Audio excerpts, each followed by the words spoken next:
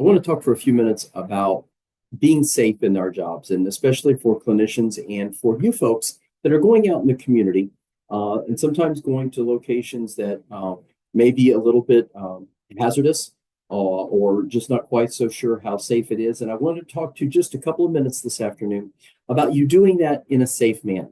And first of all, I want to say right from the beginning, I never want to discourage anybody from doing the extremely important and beneficial work that you folks are doing. We just want to make sure that you're doing it in a safe manner, that you're being able to take care of yourself because we know it's important and we want you to make sure that you're able to do this long term and to do it safely.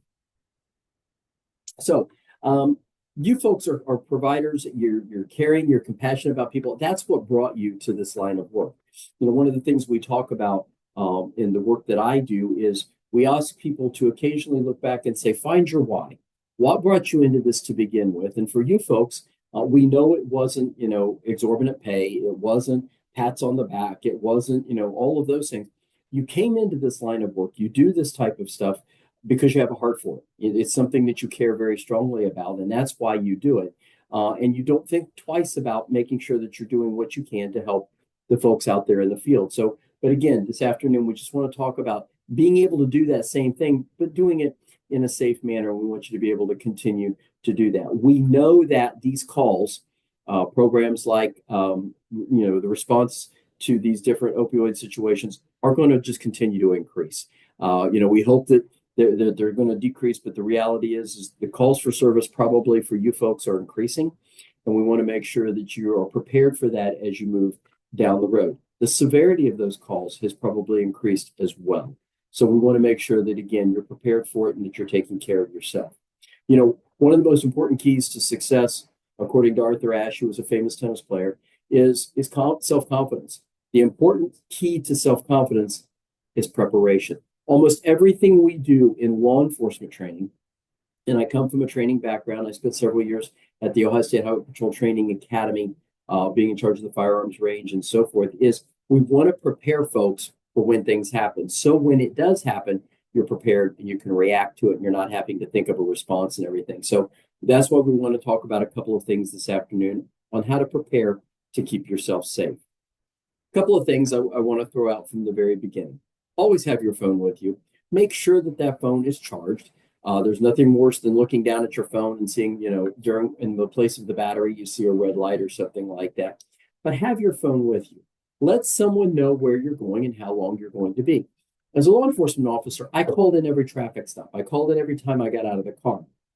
Dispatch had policies on how long to let me stay out of the car before you start to give me a checkup to check on me. They knew where I was. They knew what I was stopped with. I know officers that give vehicle descriptions in addition to license plates. Have somebody somewhere at your office somewhere. Have an idea of where you are, especially if you're by yourself. But even if you're with other people, have someone who's not there know where you are, approximately how long you're going to be, hopefully who you're talking to. And so if something happens, it gives everybody a starting point to start looking to see where can we go to help you.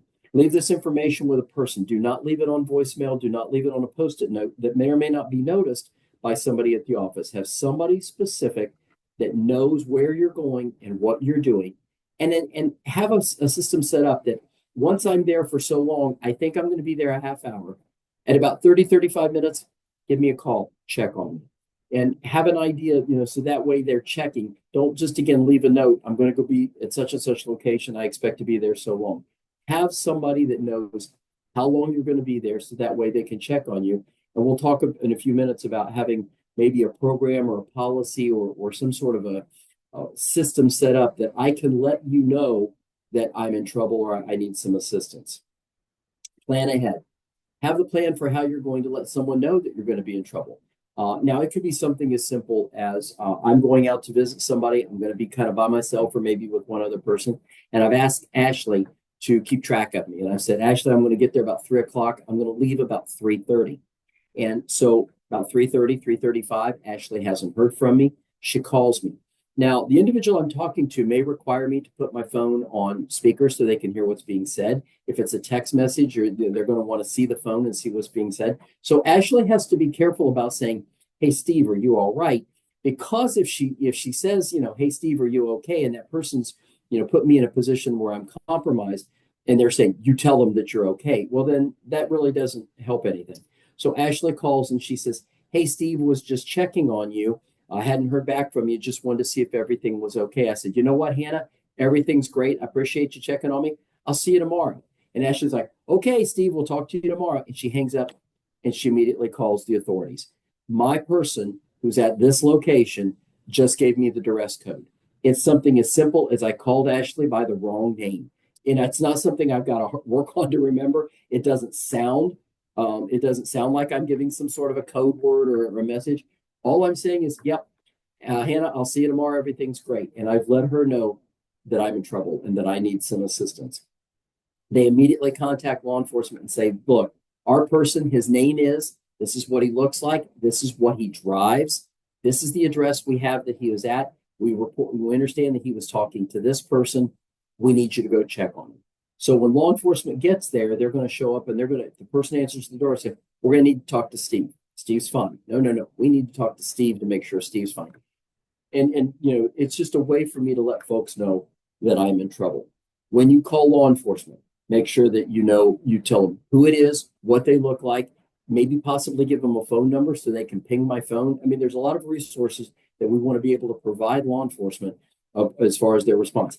If you are aware of a situation involving this individual that law enforcement should know, please make sure that you're telling them. Now, I'm not asking anybody to divulge anything that's confidential or anything or violate privilege by any stretch of the imagination. But if you know this individual has a propensity for violence, if you know this person has made threats in the past, whatever, please let law enforcement know that as they're responding, because that can help determine what their response is going to be to this situation, and they can help diffuse that situation instead of rolling in on it cold. Again, if you've got any client history that you're able to share, please share that information with them without divulging privileged communication.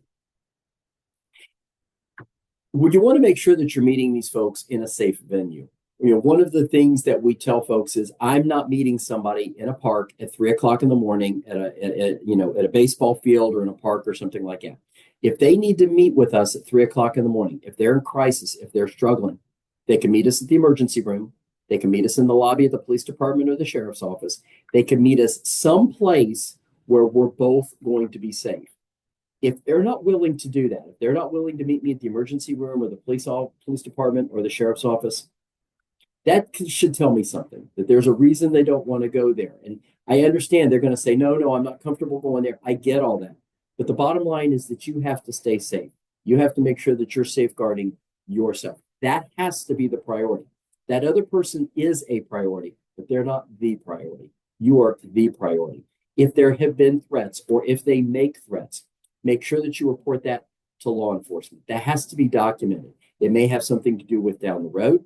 It may have something to do with, justifying any sort of future court action or any action by your agency as far as, we're not going to follow up with this person because every time we go, they make threats to our personnel. We don't feel safe going, and that's the reason we're not going. You got to trust your instincts. And that's one of the things I think that folks have a tendency to try to talk themselves out of it. If something tells you this isn't right, if something tells you I'm not comfortable here, listen to that. That sixth sense does a good job of keeping us safe most of the time. Please listen to that. If there's something that you don't feel comfortable about, if something starts to go in a direction that you're not comfortable, leave. Clear the area.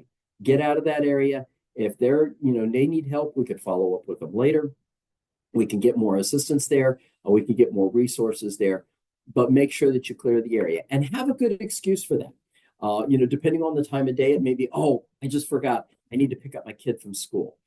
I don't want to necessarily say to somebody that I believe might be exhibiting a threat to me. I don't want to necessarily say, look, you're making me uncomfortable. I'm leaving, or something like that. Have some excuse. Look at your phone and say, I forgot. I was supposed to be back. I have to go see my boss, or make them, just be convincing about it and have a reason that you have to leave other than the fact you're making me uncomfortable. There's a couple of do's and don'ts that I believe we need to set in concrete. Number one, we never, ever, ever get in their vehicle. Ever. That's got to be a hard and fast rule, because once we're in their vehicle, they have all the control. We have zero control. So we never get in their car or anything. If by chance we have to transport somebody, which you could find yourself in that situation, how agitated are they? How calm are they? If they're fired up, if they're agitated, if they're aggressive, have law enforcement there. Maybe they get transported by the medics or something like that. They're trained, they know how to do that. They have the equipment and the experience to handle individuals. Whereas if I put them in the front seat of my car and they're already aggressive and they get even more aggressive, now I'm kind of in a bad position because being able to get away from them and everything else might be a little bit compromised. Take known routes. I don't care if you know a shortcut or something like that. Stick to the main roads because if you need help, I want there to be people around. I also want law enforcement or the medics to be able to find me quickly and easily, as opposed to if I'm on some back route or through a neighborhood that only I know about. And I know it's a shortcut, it cuts 4 minutes off my drive. It doesn't matter. Stick to the main routes. That way, if they need something, and I also have some stopping locations. I've got gas stations, I've got restaurants, I might have a hospital or a police station or a medic station or something like that that I can immediately stop at. Make sure your vehicle's in good working order. Make sure that you're topped off with fuel. Make sure that, everything's working. It doesn't have to be a brand new vehicle, but you want to make sure that the possibility of breaking down, having a flat tire, having something happen to your vehicle. You don't want that to happen and to have them in there. And again, make sure that your cell phone's fully charged. You can't depend on the phone charger. Keeping that in mind, think about the phone charger. Think about items that are in your car that could be possibly used as a weapon. Pens, pencils, blunt objects, charging cords. Nobody really thinks about a charging cord as a possible weapon. However, for my world, a charging cord could be used as a weapon if they wanted that, or if they would want to try to restrain somebody or use it in that way. So have all of that stuff cleared out. Maybe have it in a basket in the trunk or something like that. So that way there's nothing that they can easily grab. Again, pens, pencils, ice scrapers, anything that could possibly, even an umbrella or something like that that's easily grabbed that could be used against you. Make sure your office has a description of what you drive, including your license number. So that way, if we've got to come find you, at least we have a starting location. A lot of departments have now gone to what's called AVL, automatic vehicle license readers, where they can immediately plug that into the system. And as cruisers are driving by, those cameras you see mounted up on the tops of the cars can scan, and hopefully maybe we can pick up your license plate or something like that. We never leave anybody unattended in our vehicle, ever.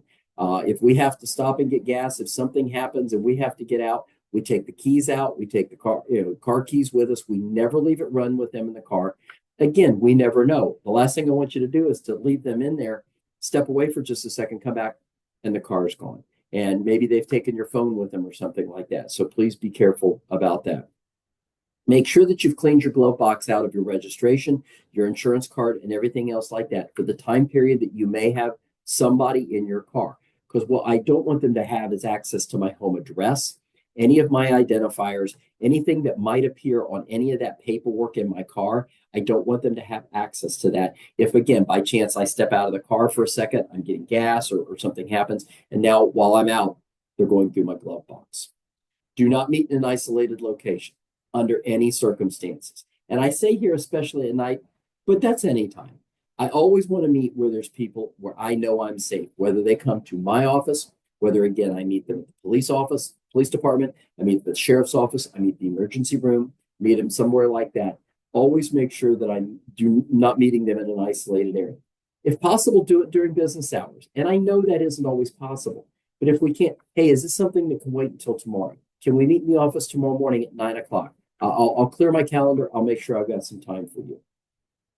Now, I know this may not apply to a lot of you folks, but if you do work out of a home office, try to have a separation in that location between your residence and your home office. I don't need them looking around. I don't need them wandering around, my house and stuff like that. If they need to use the restroom or something like that, I don't just want them wandering around my residence. And again, that may not be a big issue for you folks. But again, if you're working out of your office, you're working out of your home, and you're meeting somebody there, which is not ideal under any circumstances, but just be careful about that. Don't meet in a bar. I know some people say, look, I'm at the bar and I'm thinking about drinking, or I'm thinking about using or something like that, and I need you to come here. Okay, meet me at the emergency room. Meet me at the police department. Meet me somewhere other than a loud, noisy, dark bar with other persons who are under the influence. Maybe they're friends, maybe somebody like that. the potential for this to go sideways is just very, very great in a bar environment. So try not to meet them there unless it's absolutely unavoidable. If you see they have any weapons, leave immediately. If they've got any kind of a weapon, knife, gun, club, anything else like that that is a threat to you or anybody else, clear the area. Get a hold of law enforcement, get a hold of people that know how to handle that situation, get out of there. If they're currently using, and again, this is going to be something that, I know your mission is unique to maybe what some of the mental health clinicians are tasked with, but be very careful. If they're currently using an illicit drug at the time that you get there, look at your policy, but maybe consider, you know what?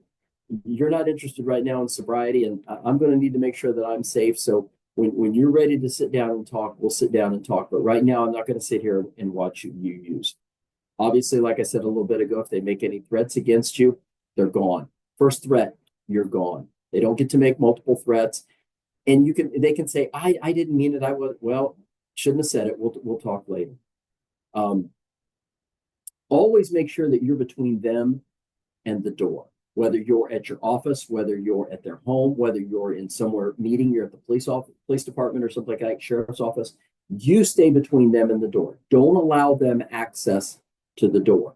If the door is lockable, it stays unlocked as long as the two of you are in there. Because the last thing you need to do is have them lock that door and then create a threat and help can't get to you. If you're between them and the door, you control the lock on the door. So make sure that door is accessible to anybody in the event that you yell for help or something like that. But you always stay between them and the door. Always have something in your hand, a portfolio, a clipboard, a notebook, something like that. And the reason I say that is this. I don't want you to use it as necessarily a weapon unless you have to use it to get them back off of you or something like that. But you can possibly use it as a shield or anything else like that to protect yourself. The idea is, I don't want you to subdue them. I don't want you to put them under control. I want you to get away. I want you to do whatever you can to protect and block yourself and then immediately get out of the area, call the authorities. If you have a purse or backpack, always keep it close. Never leave it unattended while you step out, if you have to step out of the room. Anything you have goes with you. Purse, backpack, any kind of paperwork you have, books or whatever, all that goes with you. We've already said keep your phone charged and handy. And be confident. I mean, you're there to help them. You're kind of the expert here. Be confident in your interaction with them. The more confident you are, the less likely they are to try something if they feel like you're in control and you're confident. Look around, know where the door is, have an idea of where the exit is. You don't want to be looking for that exit in the middle of a situation where maybe you're feeling threatened. I want to have an idea of it. It's not always verbal. In fact, we know, as you know, that very often communication is nonverbal. So look for that clenched fist, grinding of the teeth, veins sticking out, face turning red, all those things where it indicates that their mood is changing and that they're getting amped up for something. And it may be an assault, it may be just they're getting angry, they're getting upset, but just watch for those nonverbal clues. And again, always trust your instincts. If you're feeling uncomfortable, get out. Think about how you dress. And when I bring that up, I say it this way. If I need to running in certain types of clothing may not be the most conducive. I've got dress shoes that are very slick on the bottom. Would not be the best shoe for me to try to run in. So be careful about how you dress. For a man, be careful about wearing a necktie that's a tie, that ties. As a law enforcement officer, I wore clip-ons for 36 years because if somebody were to grab my tie, I don't want them to immediately have that hold on me. So be careful about that. Wear something that you can run in. Wear something that, heaven forbid, that you have to. Wear something you can fight in. Something that if you need to protect yourself, that you can do that. Beware of jewelry. Beware of something like that is something they could grab a hold of. Just all these types of things. And I know that you're thinking, I don't want to have to think about this all the time. But again, you're dealing with folks that have got some situations going on. You're going to situations that aren't always at the very best. So I need you to think about protecting yourself and think maybe a little outside of your box. If you have an office, and I put this situation in here for if you have an office or that ability, have a remote unlocking device for the front door. I don't want to leave it open just so anybody can just wander in. If you've got multiple rooms in your office, think about setting up duress alarms, something that they can hit a button that immediately lets somebody else in the office know, hey, we've got a problem in here, without me having to yell for help, which may set that individual off. Let them know that I'm asking for help. Just have some duress alarms, some button that you can hit that lets somebody know something's going on. If they come in and you see that they have a weapon, very calmly ask them to leave. Explain that you can't have weapons in the office. I'm not comfortable with you having weapons. I'm asking you to leave. Now, this is going to be a time where you're going to have to be confident. You're going to have to be careful. You're going to want to try to create as much space as you can. You're going to want to notify people, hey, look, we need some assistance here right now. But just be very calm and say, you know what? It doesn't matter what the law says. I'm not comfortable with you having a weapon in here. I'm asking you to leave. If you have the ability, and price-wise, I know that they've gotten a lot more reasonable. Think about security cameras in your facility. It protects you. It protects them. It lets folks know what's going on. And it also provides documentation in the event that something happened. Invite law enforcement and EMS to come tour your facility. Hey, come see what we look like. So if you ever have to come here, you kind of know what the place looks like, where the doors are, and stuff like that. Establish that relationship with local law enforcement. So that way, when you call, they have an idea of who you are, what type of clientele you're seeing, and so forth. Have signage displayed clearly on the outside. Make it easy for me to find your office if I'm responding on a medical emergency, if I'm responding on a law enforcement emergency. I recently went to a doctor's appointment, and they're in a shopping center, and I drove around for like 10 minutes until I could finally find it. It wasn't clearly marked. Once I found it, they'd had a small sign next to the door. In the event of an emergency, I'd have been really struggling to find that. And the longer I can't find it, the more amped up I get, which again makes it difficult for me to do that. Think about installing deadbolts on the bathrooms. And the reason I say that is this: many government buildings now do that. In the event of an emergency in the office, you can run to the bathroom, throw that deadbolt, make sure you've got your phone with you or a phone with you. And as soon as you throw that deadbolt, at least you're slowing them down. It's creating that physical barrier between you and them. And tell them, look, I'm on the phone with the police department. They're on their way now. So think about that. Think about talking to your staff about active shooter situations or threats. Again, I talked about preparedness at the very beginning. We don't want to try to create this plan on the fly. So if we have someone come in an active shooter situation or get aggressive or assault or something like that, what are we going to do when that happens? And talk about it with your staff so that way they have an idea. So when it happens, they don't have to create that plan. They already know what's going on. Make sure everyone knows what the plan is, especially new employees, maybe employees returning from leave. Make sure that they know. Think about first aid supplies, to have first aid supplies. And again, it could not necessarily be some criminal act. Somebody could fall, somebody could get burnt, things could happen. So make sure that you've got some of those things on the premises, and make sure that everybody knows. If you've got stationary phones within the office, make sure that the office address is by. And you think to yourself, everybody knows the address here until the situation develops, until there's a crisis. And now they're saying, what address are you at? And they're trying to think of what address they're at. If it is right there next to the phone, boom, I'm at this address. All they've got to do is read it. We don't always think the best during an emergency situation. That prefrontal cortex, that executive function, sometimes tends to go away or is negated a little bit. So make it easy so that folks can see exactly what they're looking for. So I thank you very much for your time. I'm going to provide my contact information there. If there's anything that I can ever do, please don't hesitate to call. Really quick, I'd like to share with you, we do a number of trainings here at the Office of First Responder Wellness. I do a class called Crisis Awareness, how to respond when things go sideways. We do a class on self-care, just why it's important that you take care of yourself. And I think that's especially important to you folks doing the very important and dangerous work. This could be dangerous work, but difficult work certainly that you folks do. I do a class on retirement, what it's like when you're not doing this anymore. I'm a QPR instructor, which is Suicide Education Awareness and Prevention. So I do provide that, this clinician safety. There's a much longer version of this, but I wanted to obviously make more time for today's call. But we can get a little bit further into the weeds in that type of course and stuff like that. So we do provide a number of different courses, so please feel free to reach out. Here's my partner at Ohio Mental Health and Addiction Services. Nikki helped prepare this PowerPoint and the overall presentation. She's a retired detective from the Reynoldsburg Police Department. She's also been a park ranger. She's now currently a reserve officer and a volunteer firefighter. So, has a really good handle on different things like that. So if there's anything myself or Nikki can do, please don't hesitate to reach out to us. I want to thank the folks for allowing me to come and speak to you folks this afternoon. If there's anything we can ever do, Hannah, Ashley, Amari, everybody that's there at the Ohio Deflection, I really appreciate this opportunity. I was able to speak to this group a couple of times during the pandemic and kind of kept me active and kept me going. So for Dan Malloy and the folks there who have always been very supportive of my program and the things that I'm doing, I can't thank you enough for that. So with that said, folks, I'm going to turn it back over to the folks, Ashley and Hannah.